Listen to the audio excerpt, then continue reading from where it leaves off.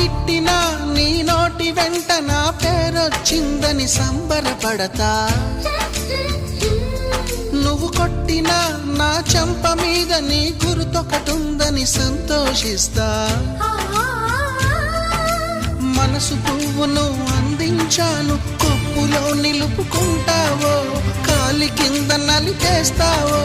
వలపు గువ్వను పంపించాను, బొట్టు పెట్టి రమ్మంటావో, గొంతు పట్టి గెంటేస్తావో.